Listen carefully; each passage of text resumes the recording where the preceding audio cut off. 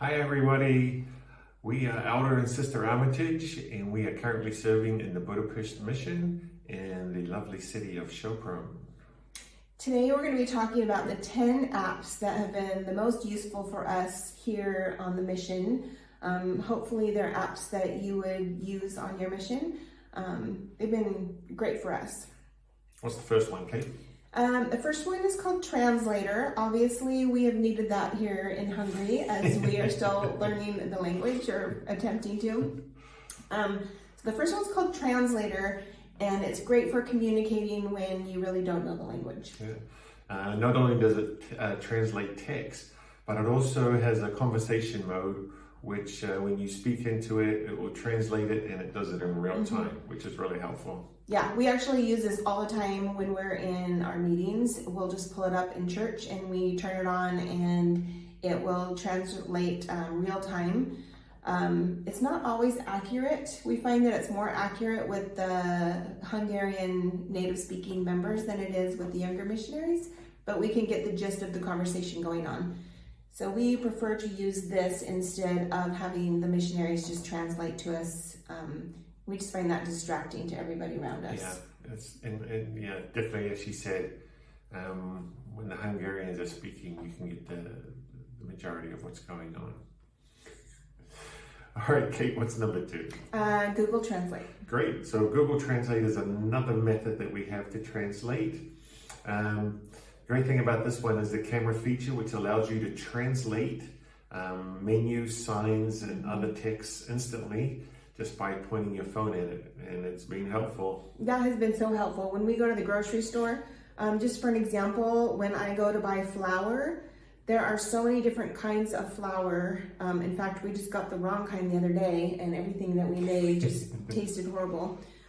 So we really use this Google Translate camera, especially that feature, to point in at things in the store to figure out what we need. Yeah. And of course, you can also use it for translating conversations from English to Hungarian and vice versa. Again, it's not perfect, but it's generally accurate enough for what we need. We use it to translate when we're emailing members or texting members, especially like our landlord. We've texted him a couple of times and we can then translate it to Hungarian and he responds pretty fast. Yeah, that's been great. We started, a couple weeks ago, we started a Facebook chat group, and when we go visit inactive members or just anybody, just members of our ward, it could be anybody, we ask them if they want to be a part of this group, and we share a Book of Mormon scripture every day. And for us, that's great because everybody is just getting daily contact with the missionaries and a verse from the Book of Mormon, but it's been really helpful with this app to be able to write down what we want to say about that verse, and then we translate it into Hungarian and then paste it. Yeah, and translating it is really easy because all you do is you just click on whoever responded on a comment, and then it gives you options, and the third one down I think was translate, put it into English, and boom, you know what everybody's saying about it. So it's been really fast and easy. Yeah, so even though our first 2 apps are both translation apps, we use both of them for different things. So those have been great. So the third app that we want to talk about is one called Simple, and it is for parking. Yeah, once you have parked your vehicle, you pull up the app. It automatically finds your location through GPS, and it finds what zone you're in. Here, each of the parking streets are zoned out differently for different prices. And then you just click on, yep, I'm here, and then it starts. When you're finished, you go back into the app and you say, hey, we're done, and it will charge you automatically. Yeah, it's been really helpful. You don't have to get out and use coins and go try to find the parking app. It's just really quick. So he's usually doing the driving. I just pull it up as we park, hit start parking, and then stop it at the end when we get done. If the parking ends, like at 6 o'clock at night, the parking usually ends in the city, and it will automatically stop it. Even if we're in the church or doing something else, visiting members, it will stop it at that time. So it'll only charge you for when the parking is being charged. Yeah. So what she means by when it ends is they no longer charge parking after 6 o'clock. Yes. Just here, anyway. Yeah, and you really do pay for parking almost everywhere, so that's been a helpful one for sure. All right, the fourth one is Facebook Messenger. This might be the most used app on the mission by all the missionaries. In fact, it's the main method used for communication. Yeah, we have so many Facebook Messenger groups now. We have one for our city, for our district, for our zone, for our mission. There's a senior missionary chat group. There's one for the vehicles in the mission. Pretty much everything that we have in the mission, there's a chat group for it, but it keeps us all informed in what's going on. So it's the main method used in our mission. Yeah, it's also used a lot for making phone calls between missionaries. We also use it for our district meetings, which we have. And so we all get together as a group when we use that messenger group. Yeah, in fact, I would say every mission is probably different in what methods they use to communicate, but definitely in our mission, we could not do without Facebook Messenger. Yeah, every day you wake up and there's messages waiting for you. Our fifth one is Google Maps. This is another one, obviously, that we've used a lot being in a foreign country, in a new place, in a new city. Google Maps is great because you can pull up how you're getting somewhere. You can put in if you're going by bus or walking or by a car or by train, and it will actually show you the routes on each one of those different modes of transportation. Plus, it's great for finding nearby stores, restaurants, tourist spots, things you might need for preparation day.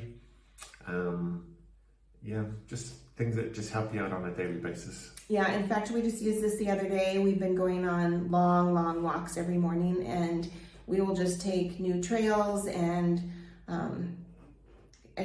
we get ourselves lost. We get ourselves turned around quite a bit, and the other day we were out using Google Maps and pulling up to see where exactly in the city we were and how to get back to where we wanted to go. Right. I wouldn't say we're in the city, we were in the forest, but it also shows you the trails, so it does help. Yeah. Yes. So when I was trying to find when we first arrived and I was trying to find my way around, we were getting lost quite easy. But one of the great things that Google Maps allows you to do, and which Kate was able to do, was first she put a pin where our house was. And then we put a pin where the church was. Then we put a pin where the 2 sets of elders were. Yeah, just put one for the mission home the other day. And the stores. And so it pulls up things really fast. And then, if you are somewhere and you want to go home, you just, touch the pin and it finds you the fastest route. Yeah. But it has been really helpful. And because you take the same route most of the time, after a while you don't need it. So it's been really good. Yeah, we love that one. Okay, so the 6th app on our list is Volt, W-O-L-T. When you're too busy to cook or you just want a meal delivered, it's kind of like Uber Eats back in the States. And we see drivers around all the time. Yeah, like advertising Volt. Yeah, and it's pretty much a European thing. Yeah, for sure. Just a note on this one, like she said, we haven't used it yet. We've seen them around everywhere. But obviously I can't tell you what they charge, if there is a surcharge, but it's just one that is obviously used a lot around here. It looks like it's pretty, it's not very stressful in trying to navigate it and stuff, and so you can change it to English. Actually, this one too, this is one that we have not used. We put it on the list because we do see so many drivers around, and it was recommended to us to be one to download. When we were here, and I kind of wish we would have known about it. When we were in our first night here, we could not go to the grocery store. We couldn't get anything because it was a holiday. And so we found a little pizza place on Google Maps that we could go to, and we went and got it, but it was a little stressful. Yeah, for sure. I think in the end, if we used the app, it might have been a lot less stressful and probably, a little easier because we could have just paid with a card instead of trying to find cash and stuff. Yeah, and just trying to figure out the whole Hungarian and English. We were just a couple days in the country at that point. So this is also a good one if you're interested in just some food delivery. So the number 7 app on our list is one called Currency. Yeah, let's talk about money. Yeah, we actually use this one a lot when we are translating how much the Hungarian forint is versus what the dollar is when we go to the store. Yeah, in fact, it's pretty crazy going to the store and seeing the cost of things in forints because it's like tens of thousands and you're just like, wow. Yeah, when we were out looking the other day for an item, it was in the hundreds of thousands and you're like, wow, how much is this really? Yeah. And so you're constantly on your phone and Currency just instantly translates it. And, it really does help put things in perspective. Some things you're getting a fantastic deal on, and other things you're like, okay, it's a little more expensive than I'm used to. I think it makes us think when we go to the grocery store too, like if something is 2,000 or 3,000 forint, we're like, oh, I don't know, do we really need that? But when you really calculate it out, it's not that much. It's about 400 forint for $1, and about then, of course, 4,000 forint is about $10. Yeah. So if we can keep those two amounts in our mind, we can calculate in our mind approximately how much something is. Yeah, and again, it just depends on the exchange rate going on right now.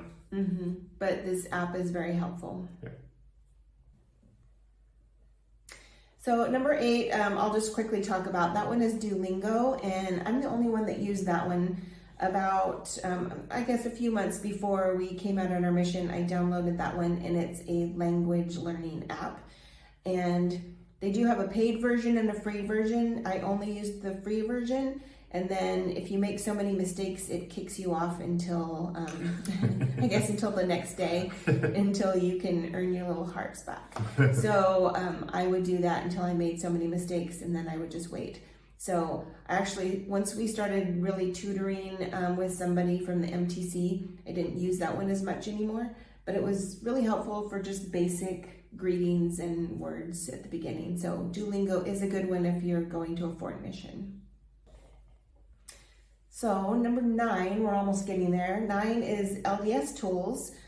This is an app that you can get on your phone, and I'm sure you're probably familiar with it from being at home. You can see your ward lists and just the people who are in your ward. And on the mission, you can use it as well. It's just a little bit different. Yeah, so we learned when we were taking our MLS mission lessons before we left that we can actually get on to LDS Tools in your mission and be able to get a list of basically the members in your ward. You definitely don't want to remove yourself from your own ward. So there is a special way of doing it. And if you want to know how to do it, we can teach you that. We were taught ourselves because we had no idea. And the reason why you don't want to take yourself off is... Yeah, you do not want to be taken out of your home ward because that's where you pay your tithing. That's where you pay all your missionary contributions. So you want to make sure you always stay in your home ward, but there is a way of doing it. Your stake clerk would probably know how to do that, but you probably would also learn that in your MLS training if that's what you're doing. But that is a great one to have for sure. Mm-hmm. So what's number 10 on the list? Gospel Library. We saved the best for last for sure. Gospel Library is an app that is, it has all the scriptures on it. It has conference talks. It has the church magazines. Basically has just about everything that you could want just at your fingertips. Yeah, in fact, I think for ourselves, it's probably the most used app.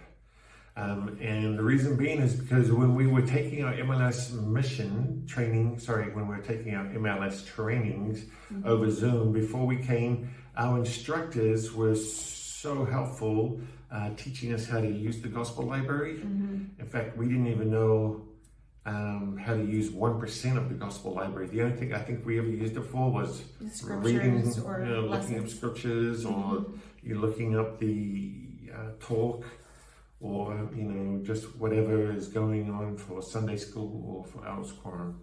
But there is so much more. In fact, they told us that if they were to go on another mission, they wouldn't even take their scriptures with them. The hard copy. Yeah, the hard copy. And because of all the things that they have learned to do, by using the Gospel Library. So they gave us some hints, they taught us some ideas, and we thought it was awesome because we were struggling already with our luggage weight, and we were like, oh yeah, this will save us some weight. We did. So we just brought our Gospel Library app on our iPad and on our phone, and it has been so helpful. One really great feature is that you can change between the languages so easily. So if you're on a scripture in English, you can click the 3 dots on the top and it just will change it to pretty much any language out there.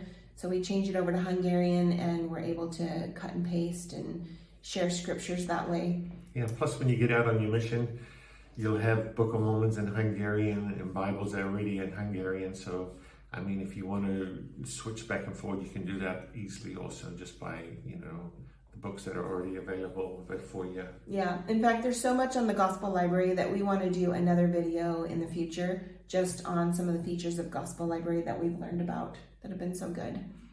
So anyway, those are our top 10 apps that we have been using that have been really helpful, and we hope that this video has been helpful to you as well. Great. We hope that these recommendations will help you, whether you're preparing to go to serve a mission or you're already out in the field. Yeah, if there's any other apps that have helped you, then please just feel free to comment and leave those below for anybody else that might need some as well. Yeah, and thanks to everybody that has been responding. It's great to know that these little clips have helped. As we stated at the very beginning, we ourselves were looking and we couldn't find anything. And so we do hope that these things can give you a peace of mind and a little bit more information. Knowledge is good. Yeah, for sure. Liking and subscribing does help us because it gets this channel out to more people who might be looking for those same questions or answers that we were looking for. So we appreciate that. Anyway, have a great day and we'll talk to you next time. See ya.